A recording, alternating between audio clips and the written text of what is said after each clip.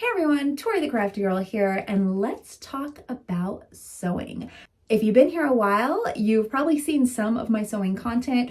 A lot of the things I talk about on this channel really are my exploration of different crafts as my ADHD brain latches onto them. But one craft that has stuck with me my entire life, in fact, since I was like under 10 years old, was when I first found a passion for fashion, style, and specifically sewing, is something that continues to persist to this day. Now, I do take breaks and my brain does go down other rabbit holes. Like I was doing a lot of knitting machine content for a really long time. I'm not going to say that's going to stop, but right now we are really looking into more of the sewing DIY upcycle content that I am most passionate about. And I'm really excited to share more of those videos with you. So hopefully you'll stick around for my journey as we take a look at all of this together.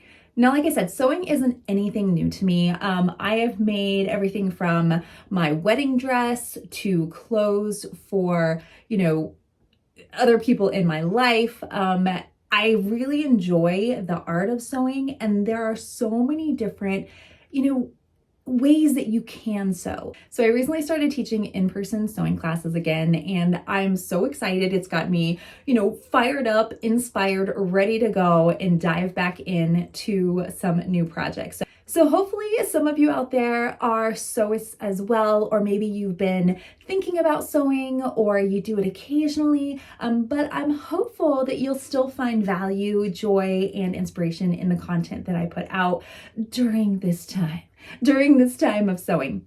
I'm actually doing a quick review of a pattern that I have just made a few different samples of because I feel like that's something I'm always looking for. Before I download a pattern or before I do a pattern, I really want to know what other folks what their experiences are. How was it? Was it easy to follow? Is it a quick make? Are there anything, gotchas that I need to know? So these are all the things that I'm looking for when I'm working with patterns. Now, while I am, an upcycler and I love drafting my own patterns, I also really want to, tout the benefits of using patterns, patterns that are pre-existing, because that can help you actually become a better sewist. It can help you expand your knowledge and maybe try out new techniques that you typically wouldn't. What I find a lot of times with students that I teach, the comfort level, or even just folks online, you get comfortable working on kind of one little segment of sewing, and that's all you want to do. But with patterns, you may have to get out of your comfort zone. The pattern may ask for, bias binding, which I think is an amazing thing to use, but a lot of folks are completely against it.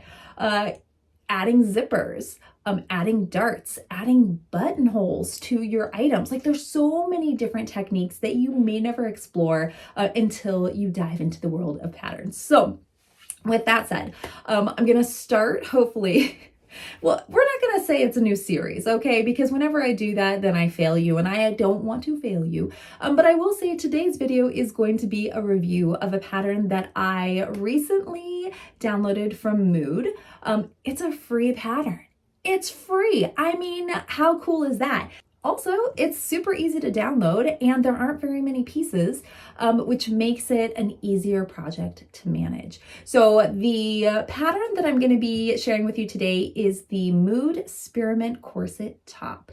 And I love it. I've actually made 3 already, and I am probably going to make some more. The great news about this pattern as well is if you are someone who is running a small business or maybe making clothing for other people, they allow you to use their pattern royalty free. You don't have to pay any fees or anything to be able to use their pattern. You just need to give them credit as the pattern maker, which is easy to do when, on an Etsy listing or anything like that. So the overall concept of this top, let me just show you. So this is the first one that I made.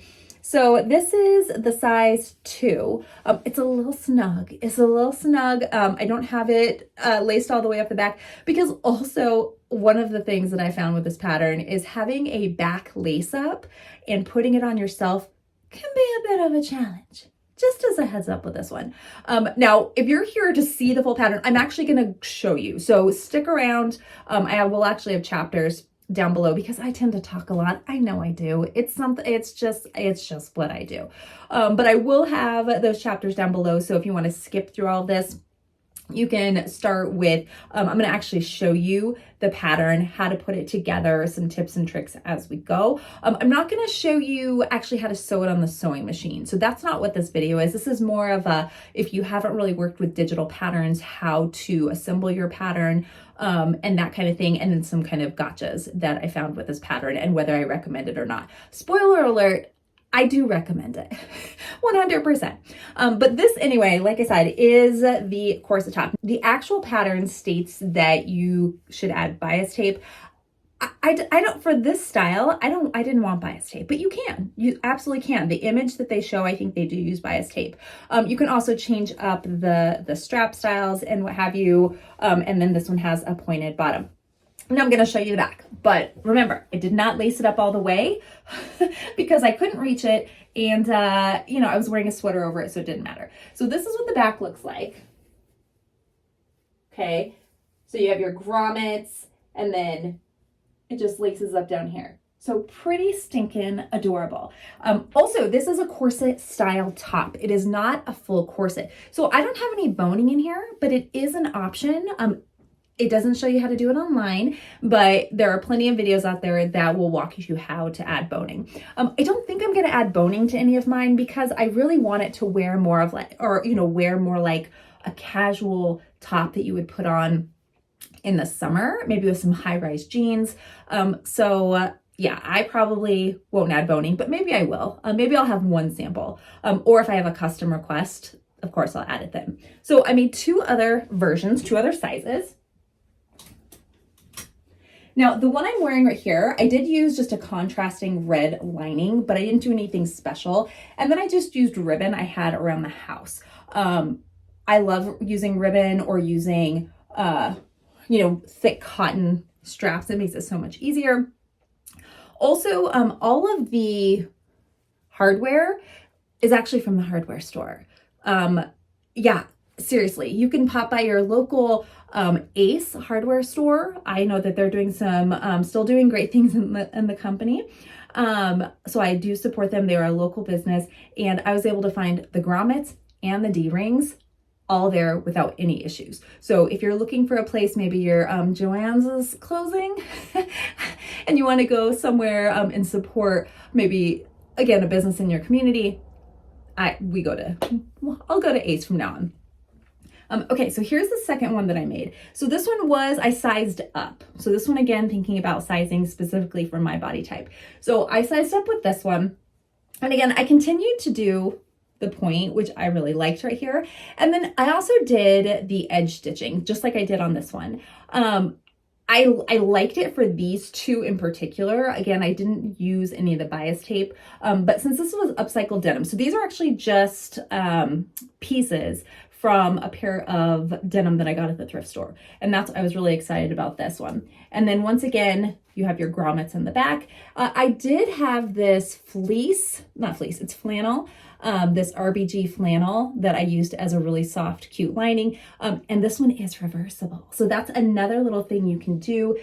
This one I added grommets to the top here.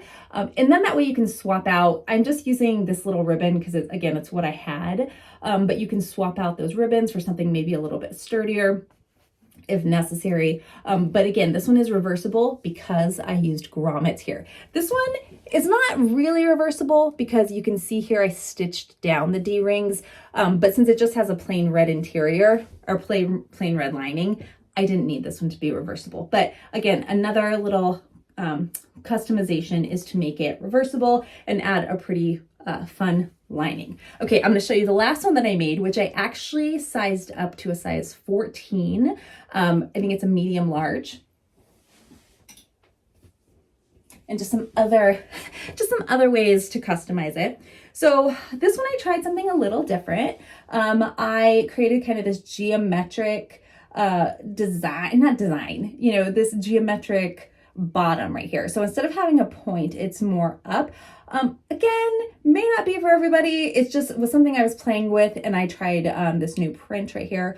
With this one thing I will say, I did not use edge stitching. I did not use any top stitching or edge stitching on here because I didn't want to interrupt the print. I wanted it to be, you know, lined up the way that it is.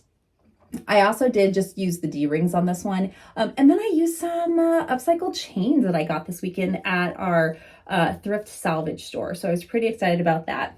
And then this one, again, the back just has the D-rings with the ribbon. And then I did use that red lining as well. So this one is not reversible. But anyway, again, this pattern, there's so many different ways you can customize it. You can actually add sleeves to this. You could change the bottom and add like a peplum. There's just so many ways to customize it. Let me know in the comments how you would customize if you were making your ideal corset top for summer. What would you do to it? How would you customize it? And maybe I'll give it a try and call you out here in a video. Again, my brain is just on overdrive because there's so many ways that you can customize that. So with all that said, let's go ahead and take a look at the actual pattern and how you put it together. So you can find the pattern on the Mood website, and when you print it out, I think it's only 13 pages, so it's a pretty short and small pattern, which is awesome. First thing you want to do is when you print it out, only print out the first page and then take your measuring tape because you're going to make sure that it fits the little measurements right here. I think it's a 2-inch square. So you do want to make sure that matches before you print the rest of your pattern. Once it does match, then you want to grab a highlighter and take a look at the page that has the sizing information on it. You can see the actual size finished garment, so you can compare it to your measurements.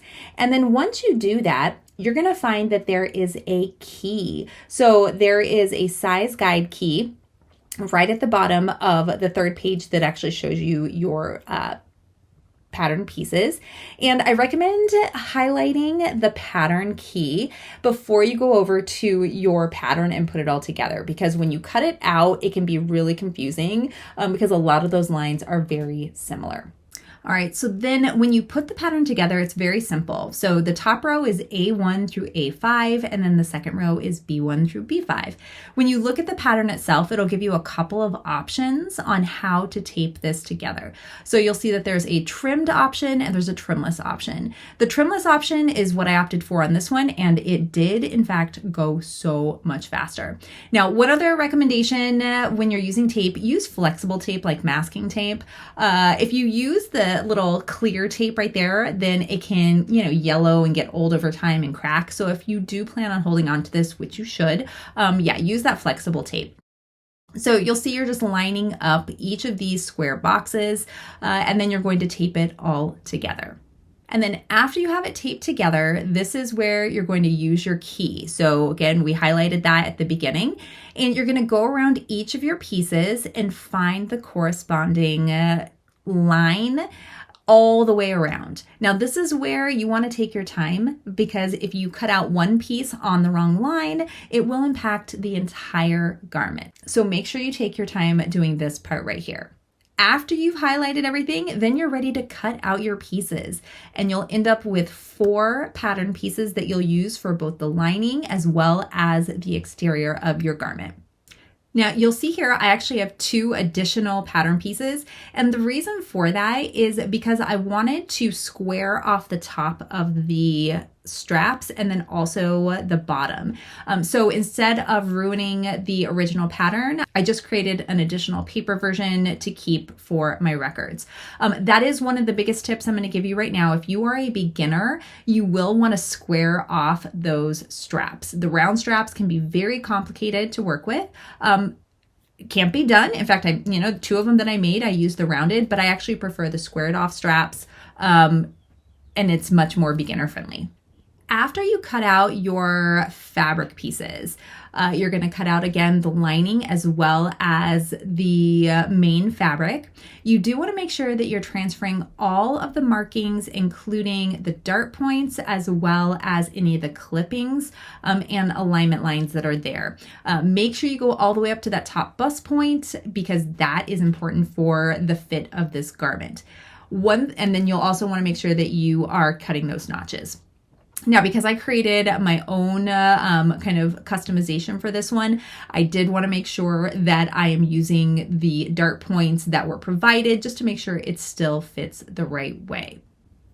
So to be as accurate as possible, I'm going to start here with the primary fabric, and I'm taking the pattern piece and using some chalk here. I actually needed to do it a couple of times, but taking some chalk and marking that bust point accurately. So that's going to be the point of the dart. And then because I don't have those corners at the bottom, which were the indicators of the original pattern on where to fold the darts, I did use the clips from the bottom and then just made sure that I used a ruler to get an accurate measurement. So we do want to repeat that on both sides before we sew, and we're also going to repeat it on the lining. So it's a great idea to actually do your darts first before you start assembling the rest of the garment. And one more helpful thing to do before you go and sew your darts is to actually mark them with pins. So I'm going to mark the bust point with a pin first, and then I'm just going to make sure that both sides are lining up and adding a few pins there as well. So after you've sewn your darts on both pieces, you're ready to put it together. Now I will say pressing is a huge piece to getting really consistent darts. I'm gonna link a video down below to Evelyn Wood. She is an amazing sewist, and she has a great video on 5 tips to get perfect darts, and I would absolutely recommend it if you're new to working with darts.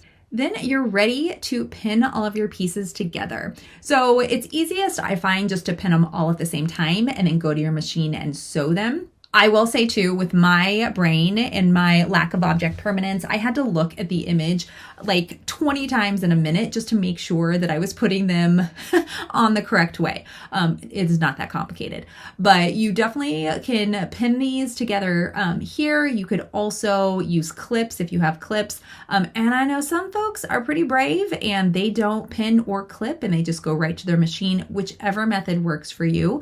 But I do find it helpful to actually get everything pinned on the front of the garment and then get everything pinned on the back of the garment and then just take it to your machine and sew away. It does go much quicker that way, in my opinion, and I would recommend doing it that way.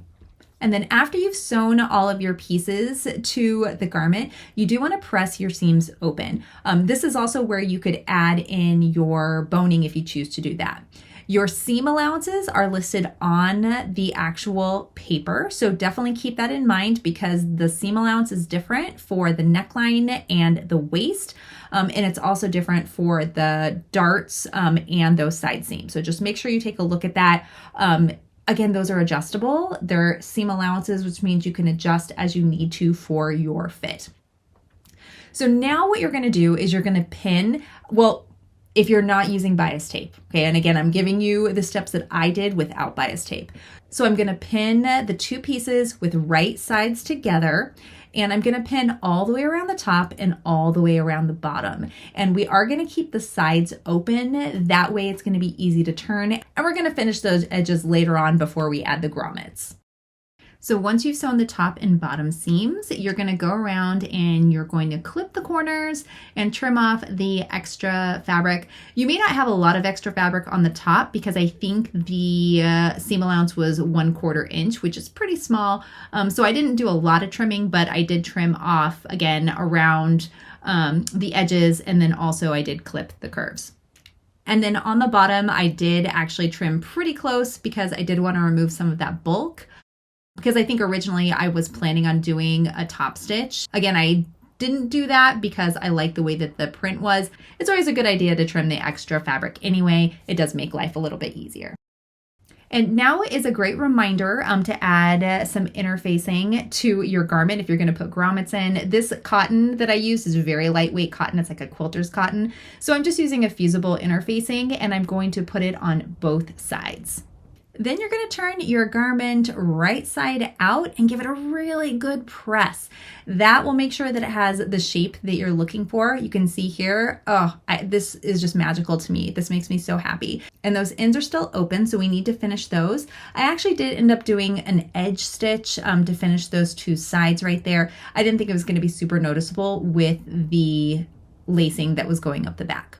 So once you've sewn both of those edges on the back closed, now is the time to add your hardware. So you're going to add your grommets, your D-rings, any of those accessories. This is the time to do it. And I will tell you, I am a convert to grommets. I love them so much. The process is very loud and it can be disturbing, very sensory overload, but the results are amazing. And I am adding grommets to so many things right now. So add your grommets and then add your D-rings if you're using those, or O-rings, whatever you want to use on the actual strap portion. And then go find whatever you're going to use to lace up the garment as well as for your straps. And then again, like I showed you at the beginning of the video, here is what this finished project looked like. So this again is the Spearmint Corset from Mood. It's been customized with a little geometric bottom, also with no bias tape and just using grommets as well as D-rings on the top with some chains. So I definitely recommend this pattern. Again, it is not quite beginner friendly, but I feel that it is something that you could start as a beginner and learn some different tips and tricks along the way. You can also customize it in so many ways. Again, if you have some inspiration and some ideas you want to share, go for it. This denim one, again, one of my favorites, just upcycling some thrifted denim that I had purchased. Next, I think I want to do maybe some quilting or some fabric scraps. Who knows? Let me know in the comments which one of these is your favorite. And until next time, everybody, see ya!